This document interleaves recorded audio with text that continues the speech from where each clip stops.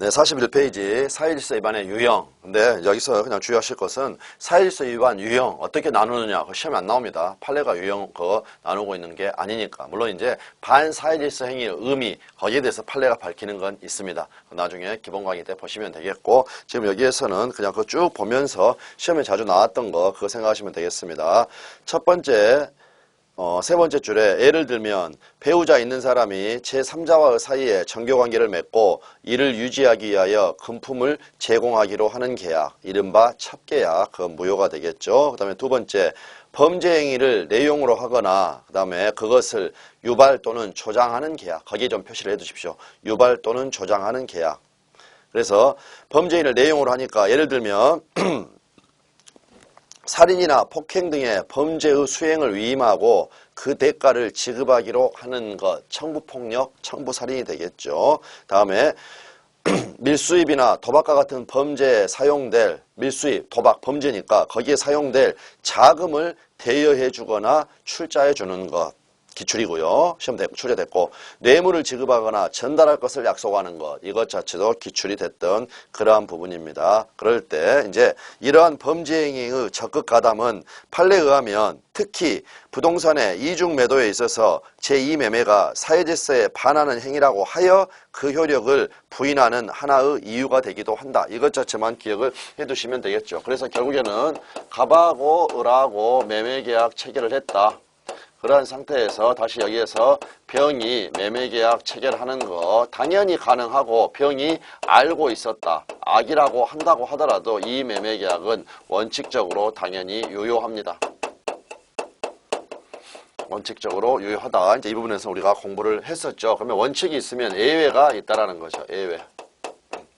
그러면 언제 예외가 되느냐? 그러면 지금 여기에서 이 매매가 있고 등기를 하게 되면 병은 소유권 취득한다라는 겁니다. 이 말은 민법상 이 갑소유의 부동산의 소유권을 병이 취득하느냐 못하느냐 그걸 이야기를 하는 거고 갑이 형법적으로 자유롭지는 않습니다. 이 경우에는 배임죄라는 죄를 저지르게 되는 거라는 거죠. 그럴 때 이 갑이 지금 범죄 행위인 배임죄를 저지르고 있는데 병이 갑의 범죄 행위를 조장 또는 유발했다. 그게 이제 어떻게 우리 판례에서는 표현이 되냐면 갑의 배임 행위에 범죄 행위죠. 배임 행위에 병이 적극 가담했다. 단순히 알고 있었다. 이거는 범죄 행위를 조장하고 유발한 게 아닙니다. 그런데 그 차원을 넘어가지고 유도하고 요청해가지고 내가 다 책임질 테니까 걱정 마라 이런 식으로 그 적극 가담했다. 이게 방금 우리가 봤던 범죄 행위를 조장하고 유발한다. 여기에 해당하는 것. 그러면 이 경우에는 예외에 해당되니까 이때는 이제 무효가 된다. 무효가 된다. 이걸 그래서 이 매매를 무효로 할 때 판례가 쓰는 표현이다. 그 부분 나와 있습니다. 다음에 세 번째 같은 경우에는 네 번째 줄에 예를 들면 일생 동안 혼인하지 않기로 하는 계약. 개인의 자유를 과도하게 제약한다라는 거죠. 그랬고 시험에 자주 나왔던 것은 평생 동안 이혼하지 않겠다라는 각서를 썼을 때 그 각서의 효력은 어떻게 되느냐. 역시 마찬가지가 된다는 겁니다. 사회질서 위반이 된다. 그래서 네 번째 가볍게 보시면 되겠고 그 다음에 다섯 번째는 지나치게 사행적인 계약 이러한 것들이 있다. 그래서 이제 그 부분 알아두시면 되겠습니다. 그러면 일단 중요한 포인트는 반사회질서 법률행위, 사회질서 위반의 계약 그런 것 같은 경우 매년 한 문제씩 나오고 판례가 나와가지고 결과적으로는 사회질서 위반이냐 아니냐 이제 그 부분을 이렇게 판단을 해야 됩니다. 판단을 해야 되는데 그것을 판단하기 위한 전제로서 우리가 한 가지 알아둬야 될 것이 있다. 그래서 다시 한번 무효의 종류하고 무효의 효과 이걸 한번 구별을 해보겠습니다. 무효의 종류. 무효의 종류는 처, 누, 당, 무. 그럴 때 이 당, 여기부터 말씀드릴까요? 그래서 이거 같은 경우에는 처음부터, 이거는 애초부터 확정무효다. 그래서 무효 종류 이렇게 해가지고 무슨 확정무효다, 절대적 무효다 그런 용어들이 나오는데 그 앞에 지금 나와 있는 이게 지금 원칙입니다. 원칙. 원칙이면 예외가 있다라는 거죠. 예외. 그랬을 때 확정 무효의 반대말. 예외는 뭐가 되겠습니까? 불자 붙여가지고 불확정 무효. 그래서 불확정 무효는 다른 말로는 유동적 무효라고도 합니다. 근데 이거 나중에 다 개별적으로 배우게 되니까 무효는 무효인데 나중에 이게 유효가 될 수 있는 그러한 무효가 있다. 그러니까 확정 무효 같은 경우에는 이거는 그냥 무효로 확정되어 있는 겁니다. 유효로 되는 일이 없다라는 거죠. 그런데 예외적으로 불확정 무효가 있다. 그 다음에 누는 뭐냐? 누구에 의해서나. 다음에 누구에 대해서나. 누구에 의해서나 누구에 대해서나 무효다. 이러한 무효를 뭐냐? 절대적 무효라고 합니다. 그러면 절대적 무효의 반대말은 뭐가 되겠습니까? 상대적 무효. 이렇게 되고 결국에는 또 원칙이니까 무효는 원칙적으로 처음부터 확정 무효인 게 원칙이고 그 다음에 절대적 무효인 게 원칙이다. 그럴 때 이 절대적 무효 이 부분과 상대적 무효 이것의 구별 기준 무엇을 가지고 구별을 하는가 그거는 우리가 조금 전에 내용 고장 거기서 봤다시피 선의의 제3자 보호 규정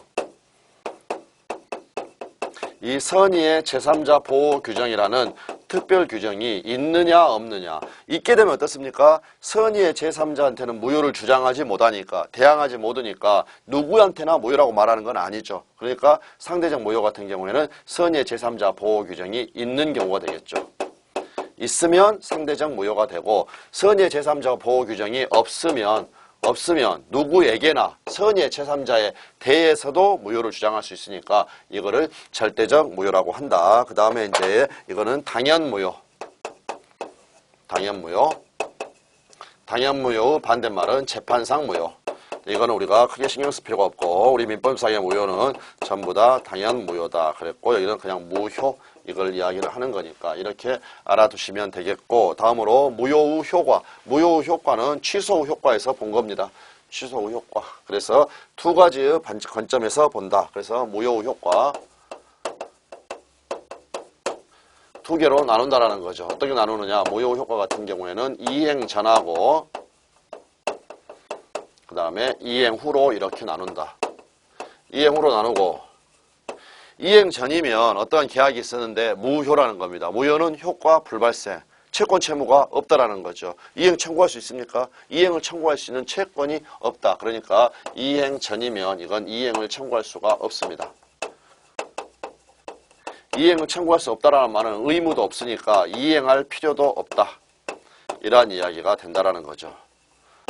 그런데 이미 이행을 해버렸다. 이행할 필요가 없는데 이행을 해버렸고 무효가 된다는 것은 법률상 원인이 없다라는 거죠. 법률상 원인 없이 급부가 이루어졌으니까 원상회복을 해야 됩니다. 그 처리는 어떻게 하느냐? 부당이득 반환. 그래서 이렇게 741조에 의해서 부당이득 반환이 되는 겁니다. 그런데 여기에서 무효 효과 이렇게 이야기를 했을 때 이 지금 이행 청구가 할 수가 없고 부당이득 반환이 가능하다. 이거는 통상의 무효, 보통의 무효.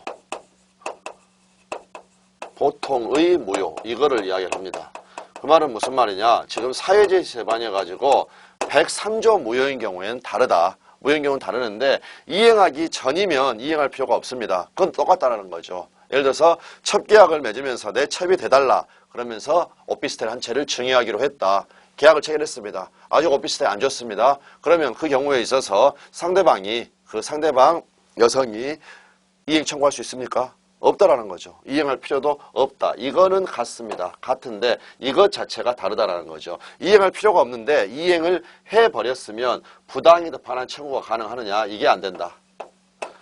741조 부당이득 반환 청구가 안 된다. 이유는 뭐냐면 이것 자체를 안 되게 가로막고 있는 조문이 있습니다. 조문이. 그게 바로 746조. 746조는 뭐라고 규정을 하고 있냐면 여기서 불법 원인 급여다. 이렇게 이야기를 하고 있습니다. 불법 원인 급여. 불법 원인 급여라고 이야기를 하고 있고 이때 이 불법 원인 급여에서 불법은 뭐냐? 사회질서 위반 103조하고 의미를 똑같이 봅니다. 그렇기 때문에 이 746조 불법원인 급여가 직접적으로는 우리 시험범위에 들어가지 않다고 하더라도 이 불법이 사회질서에 위반하는 것, 선량한 풍속 기타 사회질서에 위반하는 것, 그러한 것을 내용으로 해서 어떤 계약이 체결됐을 때 이러한 것을 이야기를 한다는 겁니다. 그러면 지금 여기서 이제 말씀을 드려보면 그냥 판례 사안으로 보시면 되겠습니다. 그래서 감남하고 을여하고 첩계약을 체결을 하고 내 처리 대주면 오피스텔 한 채를 주겠다 해가지고 결국에는 을이 승낙을 함으로써 증여계약이 성립됐습니다. 이 경우에 있어서는 이거는 사회질서 위반으로 무효입니다. 사회질서 위반으로 무효. 그러면 증여계약만 체결을 하고 그 약속을 아직 이행하지 않았다. 그 경우에 있어서는 갑은 소유권 넘겨줄 필요가 없다라는 거죠. 을은 또 이행을 청구할 수도 없습니다. 이행을 청구할 수도 없다. 그런데 만약에 이 증여계약에 따라서 갑이 을에게 소유권을 넘겨줘 버렸다. 등기를 해줘 버렸다. 그러면 이 경우에는 바로 이행 후가 되겠죠. 이행 후에 이 오피스텔에 대해서 반환을 청구할 수가 있겠는가, 내지는 소유권 말소를 청구할 수가 있겠는가. 이것 자체가 이 741조. 무효면 법률상 원인이 없어졌으니까 부당이득 반환 청구가 가능해야 되는데 얘가 안 된다는 겁니다. 불법 원인 급여이기 때문에. 그래서 이거는 왜 안 될까? 그냥 간단하게 이렇게 생각해 두시면 되겠습니다. 만약에 갑이 이행을 했습니다. 이행할 필요가 없는데 이행을 했다. 그럴 때 이걸 반환받는 게 가능하게 해버리면 이 세상 모든 남자들 지금 신나는 겁니다. 왜 그렇습니까? 첩계약 체결하고 아파트 주고 조금 실증 난다. 그러면 부당이득 반환 청구해서 반환받고 또 주고 또 주고 또 주고. 그럼 어떻게 돼버리겠습니까? 이거 오피스텔 한 채만 장만해 놓으면 1첩, 2첩, 3첩, 4첩 모두 거느릴 수 있게 되는 그러한 이상한 모양새가 돼버린다는 거죠. 그렇기 때문에 사회질서에 위반한 이러한 천하의 잡놈에게는 이거 반환 청구를 안 해주겠다. 이렇게 해서 그걸 불법원인 급여의 제한이다. 이렇게 이야기를 하는 겁니다. 746조 불법원인 급여의 제한에 걸리기 때문에 반환을 청구할 수 없다. 그래서 일단 그 부분 보시고, 그래서 50번에 보시면 원상회복이 제한되는 경우가 있는데 바로 그게 746조의 불법원인 급여입니다. 그래서 이상과 같은 계약은 지금 아까 유형화를 했죠. 그 사회질서 위반의 계약은 처음부터 무효이다. 여기서 무효라고 하는 것의 실제적인 의미는 두 가지의 방향에서 나타난다고 하면 앞에서 계약이 취소되어 사후적으로 무효가 되는 것과 관련해서 살펴본 바와 같다. 즉 우선 계약의 당사자들은 이행하기 전에는 그 계약에 기하여 이행을 청구하지 못한다. 이유는 뭐냐? 무효니까. 무효인 계약으로부터는 그 계약 내용대로의 채권 채무가 발생하지 않기 때문이다. 나아가 이미 이행했다면, 즉 이행 후에는 그 계약에 기하여 이미 급부한 것이 있으면 부당이득에 관한 규정에 기하여 즉 급부의 반환을 청구할 수가 있다. 이게 일단은 원칙입니다. 무효의 원칙. 근데 이건 바로 보통의 무효라는 거죠. 그런데 사회질서에 반하는 계약에 기하여 이루어진 급부 반환은 제한되는 경우가 있다. 이에 관하여는 민법 746조가 불법의 원인으로 인하여 이루어진 급부하고 급여는 같은 말입니다. 그거는 반환을 청구하지 못한다. 이렇게 법에서 못을 받고 있습니다.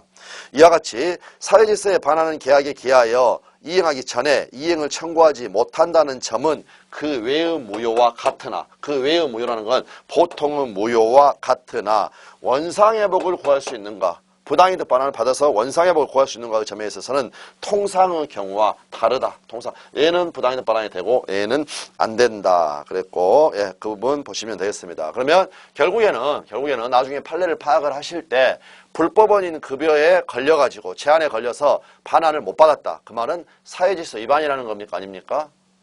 사회질서 위반이라는 거. 만약에 판례가 반환을 인정을 해줬다. 그러면 이거는 그냥 보통의 무효. 그러니까 그건 사회질서 위반은 아니다. 이렇게 보시면 되겠습니다. 다음에 51번에 원시적인 불능인 급부를 목적으로 하는 계약. 화가적사에서 가의 반대말 실현 불가능, 줄이면 불능, 이러한 경우를 이야기를 한다라는 거죠. 그래서 이제 이 부분 같은 경우에는 그냥 이 사례로 생각을 해주면 되겠습니다. 원시적인 불능. 그래서 갑하고 을하고 매매 계약을 체결을 합니다. 매매 계약을 체결을 하는데 이 부동산이 매매계약 체결 이전에 3월 1일자 이거는 뭐냐? 벼락입니다. 벼락. 그래서 낙뢰로 소실돼 버렸다. 불에 타서 전부 다 멸실돼 버렸다. 이렇게 된다면 이 경우에 있어서 이 3월 1일이니까 체결 당시부터 이 경우에 갑이 이 부동산의 소유권을 넘겨줄 수 있습니까? 없습니까?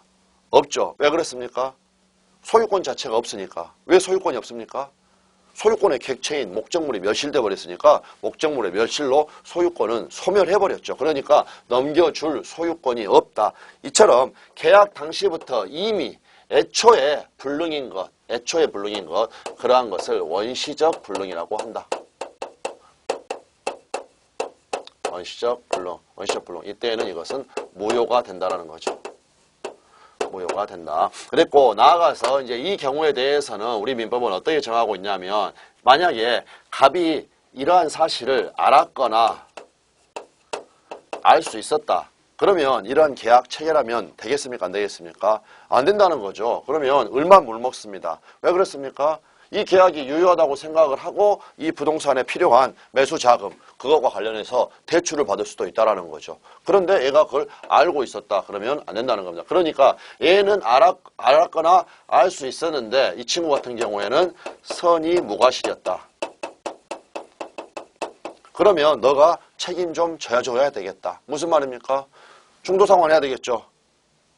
소유권 이전받을 수 없으니까 중도상환. 그러면 이 계약을 유효라고 믿었기 때문에 중도상환 받았으니까 그러한 수수료 같은 거 너가 배상을 해줘야 되겠다. 이러한 책임을 뭐라고 하는 거냐면 계약 체결상의 과실책임이다. 이렇게 이야기합니다. 계약 체결상의 과실책임이다. 자, 다시 한번. 갑이 이러한 사실을 알았거나 알 수 있었다면 이러한 계약은 체결해서는 안 된다. 그런데 그러한 계약을 체결했다면 너는 과실이 있다. 그러게 되니까 책임 좀 져줘야 되겠다. 그럴 때 이 경우에 있어서 이제 을 같은 경우 만약에 을도 이 사실을 알았거나 알 수 있었다. 그러면 얘가 담보대출 받을 일도 없죠. 담보대출 받으면 미친놈이죠. 그러니까 그때는 얘를 보호할 필요가 없습니다. 그럴 때 다른 용어로 갑은 이때 유책 당사자다. 유책 당사자다. 그 다음에 이쪽은 무책 상대방이다. 그러면 다시 한번 유책 당사자니까 알았거나 알 수 있었다. 무책이니까 상대방은 선이 무과실이다. 이렇게 되어 있다는 겁니다. 그랬고 여기에서 그러면 어떠한 책임을 져야 되는가? 갑은 어떠한 책임을 지게 되는가? 을이 유효를 우리 조문 그대로 유효를 믿었으므로 인하여 받은 손해. 그래서 이렇게 유효를 믿었음으로 인하여 받은 손해 이러한 것을 이렇게 실내이익 배상이다 또는 실내손해다. 믿어서 발생한 손해다. 그래서 이 실내이익을 배상을 해야 된다. 똑같은 이야기입니다. 실내이익 배상. 그랬고 다시 한번 원시적 불능인 경우에는 무효라고 했습니다. 무효를 전제로 해서 계약 체결상의 과실 책임을 물어본다. 그러면 지금 이 경우에 있어서는 우리가 이제 이 효력 요건으로서 화가 적사 거기에서 가능 없으니까 유무효 문제 효력 요건에 지금 고장이 난 거죠. 그러니까 무효다 이렇게 말할 수도 있는데 우리 민법 자체에서 이미 무효를 전제로 하고 있다는 겁니다. 그 말이 무슨 말입니까? 유효를 믿었다. 이 말은 유효라는 겁니까? 무효라는 겁니까?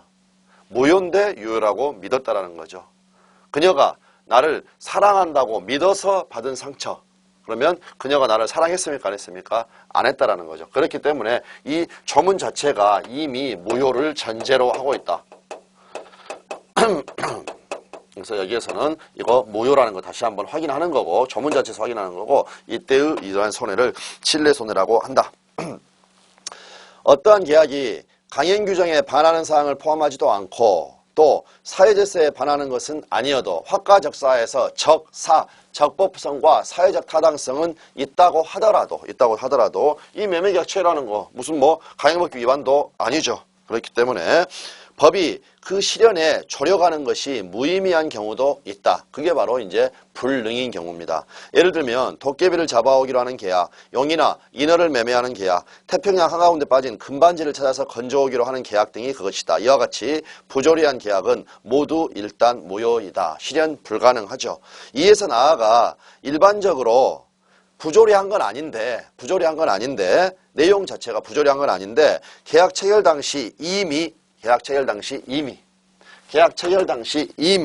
그 계약의 이행이 누구에게나 불가능한 것. 그 계약의 이행이 누구에게나 불가능한 것. 이미 소유권이 없어져 버리니까 그 누가 와도 소유권을 넘길 수가 없다. 그렇다면 그 계약은 무효라고 이해되고 있다. 예를 들면 이미 불에 타버린 건물을 매매하는 계약은 그 건물 소유권이 계약 당시 이미 목적물의 멸실로 인하여 소유권이 소멸하여 존재하지 않으므로 그 소유권을 이전하는 것은 처음부터 불능이고 따라서 그 계약은 무효라는 것이다. 그리고 우리 민법은 제535조에서 이 535조에서 계약 체결상의 과실 책임이라는 것을 규정을 하고 있습니다. 그래서 535조에서 목적이 불능인 계약을 체결한 경우에 관하여 일정한 요건 아래, 즉 이런 거 알았거나 알 수 있었다. 유책 당사자가 이쪽이 무책 상대방이라면 이른바 실리이익에 관한 손해배상 책임을 정하고 있다. 그 취지는 원시적 불능의 급부를 목적으로 한 계약이 무효임을 전제로 하고 있음이 분명하다. 그러니까 원시적 불능은 무효가 된다. 이렇게 정리를 하시면 되겠습니다. 다음은 이제 채무불이행을 살펴보도록 하겠습니다. 그래서 자료 44페이지를 보시면 채무불이행이 나와 있고 제1절에 채무불이행의 여러 유형이 나와 있습니다. 그럴 때 이제 지금 여기서 한 가지만 주의하실 것은 채무불이행의 여러 유형 해가지고 나와 있는데 직접적으로는 이 부분이 우리 시험 범위는 아닙니다. 하지만 이러한 모습들을 알아둬야 되는 이유는 결국에는 채무불이행의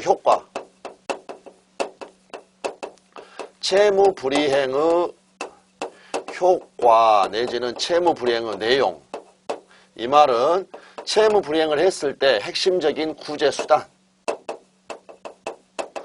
그 핵심적인 구제수단으로서 우리 민법이 인정을 하고 있는 것은 바로 이 손해배상 청구, 채무불이행을 이유로 손해배상을 청구하는 것과 그 다음에 계약의 해제권을 취득하는 것, 즉 해제권 발생, 해제권 취득, 해제권 발생 이 부분 때문에 채무불이행을 알아둬야 된다. 채무불이행 유형을 알아둬야 된다. 결국에는 이 계약의 해제라는 이 부분은 매년 우리 시험에 한 문제씩 나와야 되고 나올 수밖에 없는 그러한 이 계약법에서 중요한 제도라는 거죠. 그렇기 때문에 이 채무불이행의 효과를 보기 전에 채무불이행에 어떠한 것이 있는가 이 유형을 알아둬야 되는 거고 이 유형 자체도 결국에는 계약의 해제를 알기 위한 겁니다. 그러니까 이 해제에 필요한 그러한 계약의 채무불이행의 유형 그것들을 알아두면 된다. 그래서 채무불이행의 유형은 일단은 이행불능이 있습니다. 그 다음에 이행지체가 있습니다. 그 다음에 이행거절이 있습니다. 학자들에 따라서는 달리 이 유형을 정하는 사람도 있다라는 거죠. 그 말은 무슨 말이냐면 우리 민법의 390조에서 채무불이행과 손해배상 거기에 내용을 보면 채무 내용에 좇은 이행을 안 한 게 채무불이행이라는 거죠. 즉 채무 내용에 따른 이행을 안 한 게 채무불이행이다 이렇게 되어 있는데 그러면 채무 내용에 좇지 않았다. 채무 내용하고 다르다. 그것은 이행 불능도 있을 수도 있고 이행 지체에 있을 수도 있고 만약에 뭔가 좀 불완전하게 이행했다. 그것도 채무의 내용에 따른 이행이 아니라니까 여러 가지 유형들이 나올 수가 있다라는 겁니다. 그런데 그거는 학자들이 할 일이고 우리는 이 세 가지만 알아두면 된다. 그래서 이제 이 이행 불능부터 이걸 핵심으로 해가지고 살펴본다라는 겁니다. 그런데 이제 이행 불능 같은 경우에는 이거를 어떻게 나누느냐. 그래서 우리 시험과 관련해서 이게 구체적으로 의미가 있는 불능의 분류는 조금 전에 우리가 계약 체결상의 과실 책임에서 봤던 체결 당시에 이미 불능인 것 그게 있고 계약 체결 이후에 불능인 게 있습니다. 그게 바로 후발적 불능. 그랬고 계약 체결 당시에 이미 불능인 것은 채무자한테 귀책 사유, 잘못이 있었는가 없었는가 상관이 없습니다. 그러니까 갑이 예를 들어서 지금 벼락을 3월 1일 날 벼락을 맞은 게 아니라 예를 들어서 갑이 잘못해가지고 저 건물이 불타 없어져 버렸다. 그렇다고 하더라도 소유권은 멸실돼 버렸고 넘겨줄 수 없으니까 그냥 똑같이 처리를 하면 되는데 이제 후발적 불능 같은 경우에는 특히 귀책 사유 이것 자체가 있는 것과 귀책 사유가 없는 것 규칙 사유가 없는 것, 이 구별의 실익이 있기 때문에 지금 여기서 이걸 가지고 본다라는 겁니다. 그랬고 그 다음에 이 해제권 이거 같은 경우에도 바로 규칙 사유가 있는 이행 불능 이때 이제 문제가 된다. 일단 이건 다시 한번 말씀을 드릴 겁니다. 그럴 때 52번 이행불능. 이제 다시 우리의 사례로 돌아가 보기로 하자. 즉 갑과 을과의 매매계약이 유효하게 성립해서 그들은 각자 상대방에 대하여 채권 채무를 가지게 되었다. 앞에서는 그들이 그 채무를 제대로 이행하려면 어떻게 해야 하는가를 중심으로 살펴보았다. 이제부터는 갑 또는 을이 그 채무를 제대로 이행하지 아니한 또는 이행하지 못하는 경우에 어떠한 법적인 문제가 발생하는가를 중심으로 검토해 보기로 한다. 그럴 때 우리 민법 390조는 채무 불이행을 뭐라고 하고 있냐면 채무 내용에 갖춘 이행을 하지 아니한 것 이렇게 규정을 하고 있다는 겁니다. 그러니까 여러 가지 형태로 채무 불이행을 학자들이 막 나눈다라는 것 그런 부분 잠깐 이렇게 파악을 해두시고 채무 불이행이라고 하고 채무를 이행하는 것 즉 채무의 내용이 급부를 실현하는 것이 일반적 객관적으로 보아 불가능한 것, 실현 불가능한 것 여기서 일반적 객관적에다가 표시를 해두시고 그거를 이행불능 또 이행하고 급부는 같은 말이니까 급부불능이라고 한다.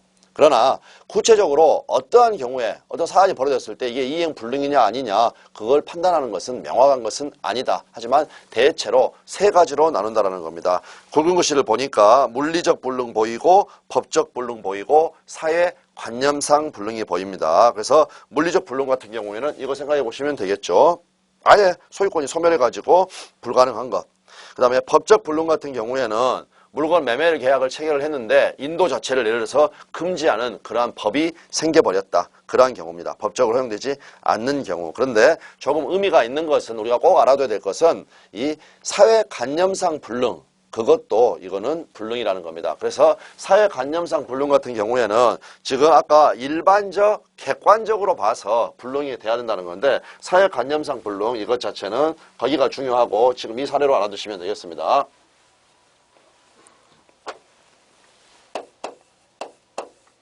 갑하고 을하고 매매계약을 체결을 했습니다. 그런데 갑이 다시 병하고 매매계약을 체결을 하고 등기를 넘겨줘 버렸다. 등기를 넘겨줘 버렸다. 그러면 지금 여기에서 사회관념상 불능이라고 했습니다.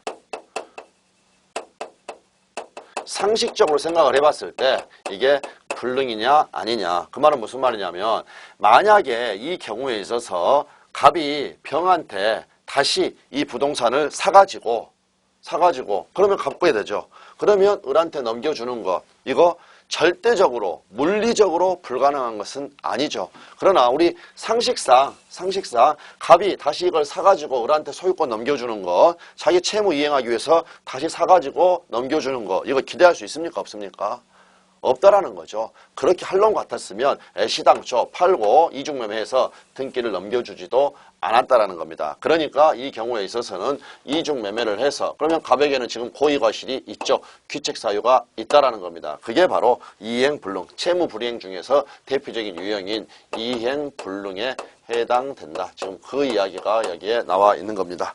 그래서 다른 하나는 사회관념상 앞에는 법률상 불능, 그 다음에 법적 불능, 법률상 불능, 물리적 불능. 근데 사회관념상 불능, 이것도 불능이다. 이것도 불능이다. 그래서 그 이행 자체가 누구에게나 완전히 불가능한 것은 아니나 일반적 객관적으로 채무자에게 그것의 이행을 기대할 수 없는 경우가 그렇다. 우리의 사례에서 갑이 일단 을에게 매도하였으나 아직 등기를 넘겨주지 않고 있는 동안 이를 다른 사람에게 병에게 다시 팔고 그 앞으로 등기를 이전해 버렸다고 하자. 그러면 이제 갑병 같은 경우는 원칙적으로 소유권을 취득을 하죠. 물론 이 경우에도 매도인 갑은 제2매수인 병으로부터 그 부동산을 매수하여 매수하거나 하여 그 소유권을 자기가 다시 이전받으면 을에게 이를 이전해 줄 수가 있으니까 그 채무의 이행이 전적으로 완전히 불가능하다고만 말할 수는 없다. 그러나 일반적으로 그렇게 되기를 기대할 수는 없다라는 거죠. 그러므로 그 경우에 갑의 을에 대한 소유권 이전 채무는 원칙적으로 이행불능이 되었다. 이행불능이 되었다. 이렇게 보아야 된다는 것이다. 다음은 가끔 모의고사에 나오는 질문입니다. 민법에서 우리 시험에 나올 수도 있고요. 민법에서 이행불능이라고 하면 지속적이랑 성질, 지속적인 불능 이렇게 판단이 돼야 되는 거지 일시적으로 채무 이행을 막는 일시적 장애 사유가 생긴 것. 일시적 불능은 불능이 아니다. 그거 하나 기억해 두시고 일시적 불능은 불능이 아니다. 이렇게 봐두시면 되겠습니다. 다음에 이제 또 주의할 것은 금전 채무 경우에는 아무리 채무자에게 자력이 없다고 하더라도 이를 이행불능이라고 할 수는 없다는 것이다. 그래서 채무자에게 자력이 없다. 그래서 금전의 인도는 당해 채무자에게는 자력이 없어서 어렵고 나아가 불가능할지는 몰라도 불능은 일반적, 객관적으로 봐야 되니까 그 채무자 입장을 생각하면 한다는 겁니다. 다른 사람도 집어넣어 봐야 된다는 겁니다. 그러므로 그거를 불가능하다거나 이행을 기대할 수 없다고는 할 수 없기 때문이다. 그래서 이것만 알아두시면 됩니다. 그러므로 이행 지체 이외 금전 같은 경우에는 이행 지체 이외의 채무 불이행은 생각할 수가 없다. 생각할 수가 없다. 그래서 이제 이 부분 알아두시면 되겠습니다.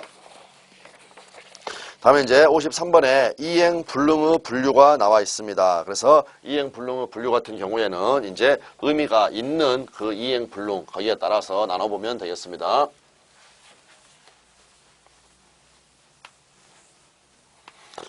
그래서 계약 체결 시점 4월 1일을 기준으로 해가지고 3월 1일에 원시적 불능. 그래서 원시적 불능 같은 경우에는 갑하고 을하고 4월 1일 날 매매계약 체결했는데 3월 1일자 벼락을 맞았다. 이게 바로 원시적 불능. 다음에 후발적 불능. 후발적 불능 같은 경우에는 5월 1일이 되겠죠. 갑하고 을하고 이렇게 매매계약을 체결했는데 그래서 이거 같은 경우는 지금 담뱃불입니다. 그래서 5월 1일자 담뱃불에 의해서 전부 다 타버렸다. 이거는 지금 뭐라고 말할 수가 있냐면 갑에게 귀책사유가 있다. 갑이 지금 잘못했죠. 담뱃불 잘못 껐으니까. 그래서 이것은 귀책사유가 있다. 이렇게 이야기가 되는 겁니다. 그리고 또 한 가지 있을 수가 있는 게 갑하고 을하고 매매계약을 체결을 했는데 매매계약 체결하고 나서 5월 1일자 벼락을 맞아버리는 경우도 있을 수가 있겠죠. 이 경우에 있어서는 귀책사유가 없는 겁니다. 그래서 지금 여기에서 이 체결 당시 애초에 이게 불능이었는가. 그래서 원시적 불능. 물론 3월 1일자 담뱃불이 맞았다 하더라도 똑같습니다. 그런데 거기까지 신경 쓸 필요가 없으니까 이 경우 생각하시면 되겠고 그 다음에 후발적 불능 같은 경우에는 귀책사유 있는 것, 귀책사유 없는 것. 그러면 원시적 불능일 때 그 효과, 이 매매계약은 유효입니까? 무효입니까? 아까 무효였죠. 무효. 이 무효임을 전제로 해서 어떠한 문제가 발생을 했느냐. 계약 체결상의 과실책임. 이 실내이익 배상 책임. 이 문제가 발생하게 되는 거고 그 다음에 이제 귀책사유가 있게 이행불능, 후발적 불능이 됐다. 이게 바로 이행불능에 해당하는 겁니다. 채무불이행의 유형으로서 이행불능. 그러니까 이행불능, 채무불이행의 효과니까 이 경우에 있어서 이제 손해배상 청구. 즉 이 말은 이렇게 나겠습니다. 이것 자체가 귀책사유가 있는 후발적 불능. 이게 바로 이행불능이 된다. 이행불능. 계속 조금 먼저 쓰고 이게 바로 채무불이행의 문제가 발생하고 이때 바로 채무불이행을 그 유형 중에 하나인 이행불능이 된다는 거죠. 그랬고 귀책사유가 없이 5월 1일 날 벼락을 맞아버렸다. 이거는 그 다음에 보겠지만은 이거는 채무불이행이 있다고 하더라도 소유권을 넘겨줄 수가 없으니까 채무 내용에 젖힌, 계약의 내용에 젖힌 이행을 할 수가 없다고 하더라도 이 갑에게 어떠한 책임을 물을 수가 없습니다. 그 자체는 조금 이따 보기로 하고 이때에는 책임을 물을 수가 없으니까 위험부담. 이 문제로 가게 된다. 이 문제로 가게 된다. 그래서 최종적으로 이거를 두 문자만 따보면 원, 후, 그 다음에 개, 채, 위 이렇게 됩니다. 그래서 원시적 불능, 후발적 불능 이럴 때 계약 체결상의 과실 책임. 후발적 불능은 규칙 사유가 있느냐 없느냐에 따라서 이렇게. 그래서 결국엔 이것 자체를 그대로 이해를 하시고 원, 후, 개, 채, 위 써보고 각각 원이 뭐냐, 후가 뭐냐, 원이 뭐냐. 원은 뭐였습니까? 3월 1일자 벼락. 후발적 불능에서 채무 불이행은 뭐였습니까? 5월 1일자 담뱃불. 위험부담 뭐였습니까? 5월 1일자 벼락. 이렇게 해가지고 이 부분을 이렇게 먼저 이렇게 한번 외워두시고 각각을 보는 것도 상당히 의미가 있습니다. 이제 그래서 그렇게 보면 되겠습니다. 그래서 이행불능의 분류, 민법은 이행불능의 다양한 효과를 결합을 시키고 있는데 그 효과에 맞추어 이행불능을 분류를 하면 원시적 불능, 후발적 불능. 둘째, 규칙사유가 있는 불능, 규칙사유가 없는 불능 이렇게 나눌 수가 있다. 그럴 때 원시적 불능과 후발적 불능은 이행불능이 채무가 성립하기 전부터 있었느냐, 즉 4월 1일 이전에 있었느냐 내지는 그 후에 비로소 발생하느냐에 따른 구분이다. 이 구분은 전자의 경우에 3월 1일자라면 그 이행불능에 대해서는 채무자에게 규칙사유가 있었는가를 불문하고 이때는 계약이 무효가 된다. 담뱃불이 있었어도 마찬가지입니다. 소유권 넘겨줄 수가 없으니까 이거는 무효가 되고 후자의 경우에는 그렇지 않다. 그래서 여기서 가장 중요한 게 우리 시험과 관련해서 가장 중요한 게 나옵니다. 후발적 불능은 그렇지 않다라는 것은 무효가 되는 경우가 있다 없다? 없다. 4월 1일 날 이 매매계약 체결하고 있고 그 다음에 어떤 사유가 발생을 했다면 이 매매계약은 절대 무효가 될 수가 없습니다. 그러니까 이때는 유효다. 이게 가장 구별실익입니다. 원시적 불능과 후발적 불능은 이 무효와 유효 이것 자체 이게 바로 구별실익이다. 예를 들면 매매의 목적물이 된 건물이 불에 타 없어졌는데 그것이 매매계약이 성립 체결되기 전이라면 그 계약은 무효 원시적 불능이니까 그 후라면 일단 계약은 유효하게 성립하고 그 다음에 규칙사유가 있으면 채무불이행의 문제가 남을 뿐이라는 것이다. 민법은 원시적 불능을 이유로 계약이 무효가 되는 경우가 있음을 전제로 해가지고 그 경우에 그 불능을 알았거나 알 수 있었을 사람, 유책 당사자에게 일정한 손해배상 채무를 과하고 있다. 그러나 후발적 불능의 경우에는 계약이 애초부터 무효가 되지는 않으며 무효가 되는 경우는 없다. 규칙사유 유무에 따라서 채무불이행을 원인으로 하는 책임이 발생할 뿐이다. 있으면 발생한다는 거죠. 그랬고 따라서 채무불이행과 관련해서는 후발적 불능만이 문제가 된다. 채무불이행.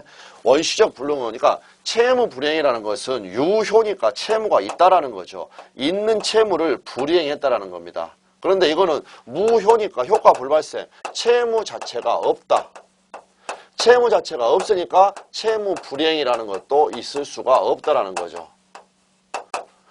다만 이때 이 실내이익 배상 책임 이것만 문제될 수가 있다라는 거 그 부분 나와 있습니다. 다음 규칙사유 있는 불능과 규칙사유 없는 불능은 후발적 불능이 채무자의 책임 있는 사유로 발생하는가 여부에 따라서 나누는 것이다. 여기서 책임 있는 사유 즉 규칙사유로 하는 것은 고의 과실을 이야기를 합니다. 너가 잘못했구나라고 비난받을 만한 그러한 사유. 일반적으로 이 부분 상관없고 54번 보셔야 되죠. 54번. 54번에 규칙사유 없는 이행불능의 해방효 여기 해방에다가 동그라미를 치시면 되겠습니다. 그래서 이제 이 경우에 있어서는 지금 해방이 되고 여기서는 원시적 불능은 무효가 되고 무효임을 전제로 계약 체결상의 과실 책임이 문제가 되는데 규칙사유 없는 이행불능 즉 5월 1일자 이 벼락을 맞은 경우에 갑은 이 계약관계에서 해방이 됩니다. 해방이 됨을 전제로 위험부담의 문제가 발생하게 된다. 해방이 된다는 말은 무슨 말이냐면 갑에게 어떠한 책임도 물을 수가 없다라는 겁니다. 그러면 첫 번째 그러면 채권자 을이 이 벼락을 맞아버렸기 때문에 일단 첫 번째로 갑에게 강제이행을 청구할 수가 있는가? 법원에서 재판해줘봐야 뭐합니까? 이행을 할 수가 없는데 소유권을 넘겨줄 수가 없는데, 그러니까 강제이행을 청구할 수 없습니다. 이러한 경우에는 이러한 그 이행이 불가능한 것에 대해서 소송을 청구해 오면 그냥 이거 뭐 강제이행, 강제집행 이 단계까지 가지도 않고 그냥 재판에서 그냥 원고 패소 기각해버립니다. 다음에 두 번째, 손해배상. 이 책임을 을이 갑에게 물을 수가 있겠는가? 다음에 세 번째, 을이 이 계약을 해제해서 소멸시킬 수가 있겠는가? 이거 전부 다 안 됩니다. 이유는 뭐냐면 우리 법에서 명문의 규정으로 이렇게 390조 단서, 그 다음에 596조, 546조 여기에서 채무의 내용에 젖힌 이행을 하지 않으면 손해배상을 해야 된다고 하는데, 그러나 고의나 과실 없이 이행할 수 없게 된 때는 그러하지 아니하다. 손해배상을 청구할 수가 없다. 그래서 명문으로 고의 과실이 있어야 된다고 이야기를 하고 있습니다. 즉 귀책사유가 있어야 된다는 것을 요구를 하고 있다. 그 다음에 546조 이행불능으로 인한 해제, 그 부분을 살펴보면, 이행불능과 해제를 살펴보면 이 경우에 있어서는 어떤 때만 을이 이 계약을 해제할 수가 있는가? 그때는 채무자의, 즉 갑의 책임 있는 사유로,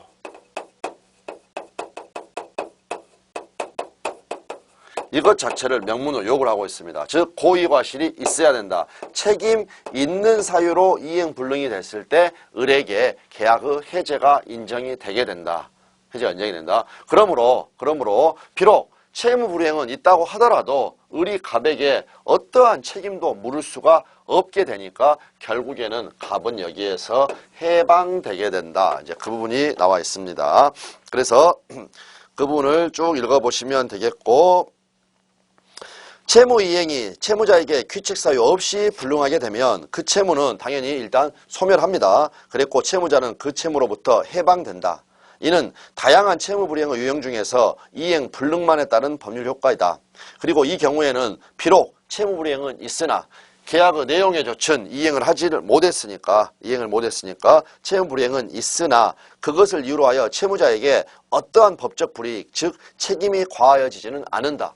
물 수가 없으니까 오히려 채무자는 그 채무를 면할 뿐이다. 그러므로 이는 채무불이행 책임으로, 그러니까 채무불이행은 비록 있었다고 하더라도 채무불이행 책임으로 논하기에는 적절하지가 않다. 그런데 민법은 이러한 해방되는 것, 갑이 이 채무에서 해방된다는 것을 정면으로 규정하고 있지는 않습니다. 그러나 이행불능이 된 채무에 관하여 채권자는 강제이행을 청구할 수가 없다.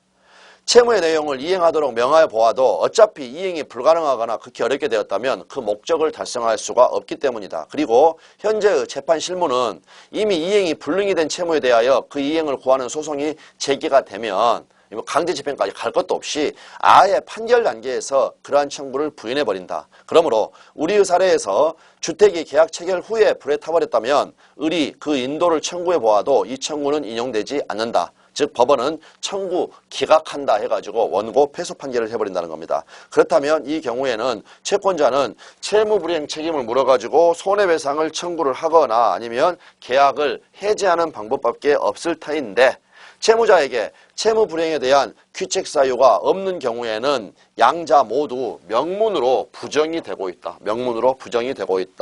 그래서 390조 단서 546조의 반대해서, 그렇다면 채무자의 귀책사유 없이 그 이행이 불능이 된 때에는 일단 이 채무는 소멸하게 되고, 소유권 이전 채무 소멸하게 되고, 그 다음에 채무자는 그 채무로부터 해방된다고 할 수밖에 없다.